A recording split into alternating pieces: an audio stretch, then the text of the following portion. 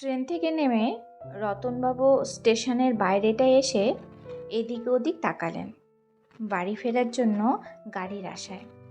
সামনে auto stand আছে, কিন্তু এত রাতে অটো পাওয়া যাবে কিনা তাতে সন্দেহ আছে। আলো আঁধারের মধ্যে মনে হলো দূরে একটা রিকশায় টিমটিম করে আলো জ্বলছে। এগিয়ে গিয়ে রতনবাবু দেখলেন এক বৃদ্ধ তার দিকেই তাকিয়ে আছে। যেতেই বৃদ্ধ রিকশা চালক বলল, বাবু যাবেন নাকি? রতনবাবু রিকশায় সচরাচর উঠতে চান না, কারণ একটা মানুষ এত কষ্ট করে তাকে বয়ে নিয়ে যাবে এটা দেখতে তার ভালো লাগে না। আবার মাঝে মাঝে ভাবেন, না উঠলে ওদের রোজগারটা বা হবে কি করে? আজ আর তো উপায়ও নেই। কিন্তু বৃদ্ধের চেহারা দেখে রতনবাবুর বড় খারাপ লাগলো। রোগা হাড় জিরজিরে শরীর, পরনে ছেঁড়া গেঞ্জি আর একটা ময়লা লুঙ্গি। কাঁধের গামছাটা দেখে বোঝা যায় বহু বছরের পুরনো। বয়স আনুমানিক 70-এর কাছে। রতনবাবু বললেন, অনেকটা পথ, কিন্তু এই অন্ধকারে পথ চিনে যেতে পারবে তো? আমি যাব ময়নাগড়ের সরকার পাড়া। বৃদ্ধ বলল, হ্যাঁ বাবু, পারবো, আপনি উঠে বসুন। রতনবাবু রিকশাতে উঠতেই বৃদ্ধ রিকশাতে টান দিল। ক্যাচ ক্যাচ শব্দ করে রিকশা এগোলো। বোঝা গেল বহুদিন মেরামতের অভাবে মরচে ধরেছে। বৃদ্ধ নিজের শরীরে সবটুকু শক্তি দিয়ে যত সম্ভব জোরে রিকশা চালাতে শুরু করলো। ঘামে ছেঁড়া গেঞ্জি ভিজতে লাগলো। রতনবাবু ব্যস্ত হয়ে বললেন, আপনি আস্তে চালান, আমার তাড়া নেই। বৃদ্ধ বলল, আচ্ছা বাবু, ঠিক আছে। রতনবাবু জিজ্ঞেস করলেন, এই বয়সে এত রাত অব্দি রিকশা চালাচ্ছেন? এখন তো আপনার বিশ্রামের সময়। বৃদ্ধ গামছা দিয়ে ঘাম মুছে বলল, মেয়েটা রাগ করে, রাত করে বাড়ি ফিরলে বকাবকি করে খুব, বলে তোমার আর রিকশা চালাতে হবে না। কিন্তু বাবু, আমার মেয়েটার কত দিক সামলাবে? দুটো মেয়ে স্কুলে পড়ে, তার উপর আমি। মাসে মাসে অনেকগুলো টাকার ওষুধ লাগে, হাই প্রেশার বলে ডাক্তার আমার। সবসময় রিকশা চালাতে তো পারি না, যখন শরীরে একটু জুত পাই রিকশাটা নিয়ে বেরোই। তা আপনার বুঝি একটাই মেয়ে? না, 2 ছেলেও আছে, শহরে ভালো কাজ করে, তাদের টাকার অভাব নেই। তারা আপনাকে দেখে না? বৃদ্ধ দীর্ঘশ্বাস ফেলে বলল, না। জানেন বাবু, মানুষ বলে ছেলে বংশের প্রদীপ, বৃদ্ধ বয়সে লাঠি। কিন্তু বাবু, মেয়েও কোনো অংশে কম নয়, বরং মেয়েরা তার বাপকে ছেলেদের থেকেও বেশি ভালোবাসে। আমি জানি সবাই সমান হয় না, কিন্তু আমি যা বলছি তা আমার জীবন দিয়ে শিখেছি। বাবু, আমি অনেক বড় অন্যায় করেছি আমার মেয়ের প্রতি, যা আমাকে তিলে তিলে যন্ত্রণা দেয়। বাবু, শুনবেন সে কথা? রতনবাবু বললেন, হ্যাঁ বলুন, অনেকটা পথ এখনো বাকি। রাতের অন্ধকারে রাস্তা শুনশান। কিছুক্ষণ আগে এক পশলা বৃষ্টি হয়ে গেছে, বাতাসে ভিজে মাটির গন্ধ। বেশ ঠান্ডা হাওয়া দিচ্ছে। এখন বোধহয় অমাবস্যা। রাত পাখিরা শিকারে বেরিয়েছে, তাদের ডানা ঝাপটানো শব্দ শোনা যাচ্ছে। সামনে রিকশার টিমটিমে আলোয় কেবল দেখা যাচ্ছে ভিজে থাকা চকচকে কালো পিচের রাস্তাটা।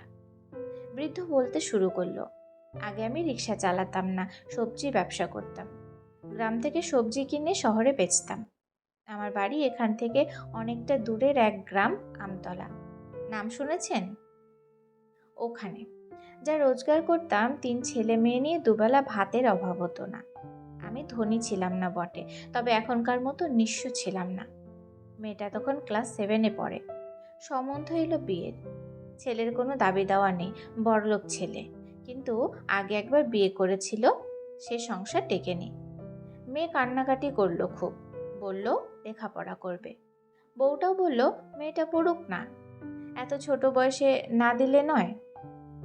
সেদিন ভীষণ স্বার্থপরের মতো বউকে বলেছিলাম, 3 ছেলে মেয়ে লেখাপড়া চালানোর সামর্থ্য কি আমার আছে? ছেলে দুটো লেখাপড়া শিখে রোজগার করলে বুড়ো বয়সে দুটো ভাত পাবো। মেয়েকে লেখাপড়া শিখিয়ে কি লাভ? আর অন্য জায়গায় বিয়ে দিলে এটা ওটা পণ চাইলে আমি দেবো কোথা থেকে? বড় ঘরেই বিয়ে হচ্ছে, মেয়ে খেয়ে পড়ে ভালো থাকলেই তো হলো। ভীষণ লজ্জা নিয়ে বলছি, আমার 3 সন্তানের মধ্যে মেয়ে লেখাপড়াতে সব থেকে ভালো ছিল, স্কুলে ফার্স্ট হতো। মেয়ে দিদিমণিরাও বারণ করেছিল বিয়ে দিতে, আমি শুনিনি।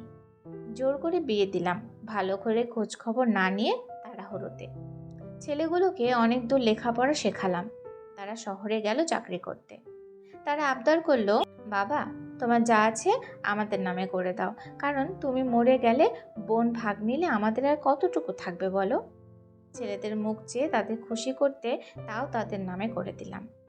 তখন মেয়ে আমার দুটো কন্যা সন্তানের মা, 2 নাতনি হয়েছে আমার। মেয়ে আমার কাছে এলেই বলে, বাবা আমাকে মারে, অত্যাচার করে, আমার কষ্ট হয়, কিন্তু জোর দিয়ে বলতে পারি না আমার কাছে চলে আয়। কোন মুখে আমি মেয়েকে বলবো যে আমি ওকে ভাগ করে দেওয়ার ভয়ে ওর দাদাদের নামে আমার সব কিছু দিয়ে দিয়েছি? বারবার শুধু বলতাম, মানিয়ে নে মা।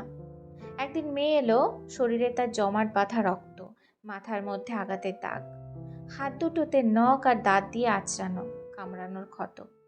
মেয়েকে দেখে শিউরে উঠে বললাম, মা এ কি অবস্থা তোর? মেয়ে বলল, বাবা আমাকে তাড়িয়ে দিয়েছে, এই দুটো কচি মেয়েকে নিয়ে কোথায় যাব? তোমার কাছে আশ্রয় দাও, আমি রোজগার করে ঠিক পেট চালিয়ে নেব আমাদের। ছেলেদের বললাম, তোর বোনের সাথে অন্যায় হয়েছে, চল থানায় যাই। ওরা বলল, ওর বর অনেক প্রভাবশালী মানুষ, ওসব ঝামেলায় আমরা জড়াতে চাই না। মেয়েটা আমার লোকের খেতে জমিতে দিনমজুরির কাজ করতে শুরু করলো। ভীষণ কষ্ট হলো আমার। যদি লেখাপড়া শিখতো, এইভাবে তাকে উপার্জন অন্তত করতে হতো না। সব ভুল আমার। ততদিনে আমার স্ত্রী মারা গেছে। ছেলেদের পড়াতে গিয়ে লসে চলতে চলতে সবজি ব্যবসা বন্ধ হয়ে গেছে। সম্বল ছিল আমার রিক্সাটা। মেয়ে তখনও বারণ করতো রিক্সা চালাতে, বলতো, তোমাকে কি আমরা খাওয়াতে পারবো না? মনটা হু হু করে উঠতো আমার। ছেলে দুটো তো কখনো এ কথা বলেনি আমাকে। এইভাবে কিছু মাস কেটে গেল। একবার 2 ছেলে একসাথে এসে বলল, এই বাড়ি জমি আমরা বিক্রি করব বাবা, এগুলো তো আমাদের নামে, এগুলো বেচে আমরা শহরে বাড়ি কিনব। চমকে উঠে বললাম, আমরা এই 4 জন মানুষ কোথায় যাব তাহলে? তুমি না হয় আমাদের সাথে থাকবে, 1 মাস করে ভাগ করে নেব, বাকি 3 জনের কথা আমরা জানি না। ওরা বাড়ি বিক্রি করে দিল, আমার জিনিসপত্র সব বের করে দিল। মেয়েটা আমার চুপ করেছিল, একটা কথাও বলেনি সে। আমাকে কাঁদতে দেখে একবার শুধু বলল, কেঁদো না, একটা কিছু ব্যবস্থা হয়ে যাবে। তারপর আমরা চলে আসি এখানে। কম দামে বস্তির একটা ঘর ভাড়া নিয়ে থাকি আমরা। প্রথমে মেয়ে বলেছিল, বাবা এখানে অনেক কষ্ট, তুমি দাদাদের কাছে গেলে হয়তো ভালো থাকবে, আর ওরা কিছু বললে কষ্ট তোমার মেয়ের এই ঘর তো তোমার জন্য আছেই। ছেলেদের কাছে গেছিলাম, তারা বলেছিল, আমাদের 2টো করে ঘর, জায়গা কম, তুমি বোনের কাছে থাকো, আমরা মাসে মাসে কিছু টাকা পাঠিয়ে দেব। যদিও সে টাকা একবারের জন্যও পাঠায়নি তারা। তারপর আবার বংশের প্রদীপের তাড়া খেয়ে ফিরে আসে আমার অভাগী মেয়ের কাছে। মেয়ে আমার শরীরের যত্ন নেয়, 5 বাড়ি কাজ করে এসেও রাতে কোমরের যন্ত্রণায় ঘুমাতে না পারলে গরম সেঁক দেয়, মালিশ করে দেয়। অনেক রাত অবধি মেয়ে দুটোকে পড়ায়। পাশের কর্পোরেশনের স্কুলে একজন 4-এ আর একজন 1-এ পড়ে। জীবনে অনেক ভুল করেছি, এখন শুধু চাই নাতনি দুটোকে শিক্ষিত করতে, তবে হয়তো একটু অপরাধ বোধ কমবে। ওদের জন্য এত পরিশ্রম করি বাবু। সব শুনে রতনবাবুর মনটা ভারী হয়ে গেছিল। বৃদ্ধ বলল, এই যে ময়নাগড়ের সরকার পাড়া চলে এসেছি বাবু, কোন বাড়িটায় যাবেন? রতনবাবু বাড়ির সামনে নেমে পকেট থেকে 1000 টাকা বের করে বললেন, এটা রাখুন, নাতনিদের কিছু কিনে দেবেন। আর হ্যাঁ, সামনের রোববার মেয়ে আর নাতনিদের নিয়ে এখানে আসবেন, কিছু কথা আছে। বৃদ্ধ নমস্কার করে ধন্যবাদ জানিয়ে আবার তার রিক্সাটা নিয়ে অন্ধকারের মধ্যে মিলিয়ে গেল। রতনবাবু তার বাড়ির গেট খুলে ভেতরে ঢুকলেন। এত বড় ফাঁকা বাড়িতে লোক নেই একজনও। তিনি শহরে কলেজে অধ্যাপনা করেন, ওখানেই থাকেন, মাঝে মাঝে ছুটিতে এখানে আসেন। একসময় পরিবার নিয়ে এখানেই থাকতেন তিনি, তার স্ত্রী আর তার একমাত্র মেয়ে তিন্নি। মেয়েটা রতনবাবুর জীবন ছিল, ভীষণ ভালোবাসতেন তাকে। বাড়ি ফিরতেই ছোট ছোট আঙ্গুল দিয়ে রতনবাবুর হাত ধরে টেনে নিয়ে যেত সে। তারপর বাবার বুকের ওপর ঝাঁপিয়ে পড়ত। রতনবাবু তাকে বুকের ওপর নিয়ে ঘুমোতেন। এখনও তিনি কান পাতলে শুনতে পান মেয়ের হাসি, কান্নার শব্দ, কিন্তু এই আদুরে মেয়েটাকে তিনি বাঁচাতে পারেননি। 7 দিনের জ্বরে সব শেষ। তারপর স্ত্রীও অসুস্থ হয়ে পড়ল। রতনবাবুরা শহরে চলে গেলেন। বছর 5 আগে তিনি পত্নীহারা হয়েছেন। এখন এই দুনিয়ায় তিনি একা। সামনের মাসেই তার চাকরি জীবনের শেষ দিন। ঠিক করেছেন রিটায়ারমেন্টের পর বাকি জীবনটা এই বাড়িতে কাটিয়ে দেবেন। রবিবার সকালে খবরের কাগজ পড়তে পড়তে চা খাচ্ছিলেন রতনবাবু। হঠাৎ শুনলেন রিকশার শব্দ। দেখলেন গেটের সামনে বৃদ্ধ আর তার মেয়ে, সাথে ফ্রক পরনে দুটো বাচ্চা। বৃদ্ধ বলল, বাবু আসবো? মেয়েটা এসে রতনবাবুকে প্রণাম করলো। বাচ্চা দুটো এসেও তার পা ছুলো। মেয়েটাকে উদ্দেশ্য করে রতনবাবু বললেন, কি নাম তোমার মা? মেয়েটি বলল, মাধবী। আচ্ছা, তোমরা বসো সবাই। যে কারণে তোমাদের ডেকেছি বলি। সেদিন রাতে তোমার বাবার মুখে তোমাদের সব কথা শুনেছি আমি। আমি রতন সরকার, কলেজের ফিজিক্সের অধ্যাপক। এ বাড়িতে লোক বলতে আমি একা। আমার স্ত্রী সন্তান গত হয়েছে। সামনের মাসে আমার রিটায়ারমেন্ট।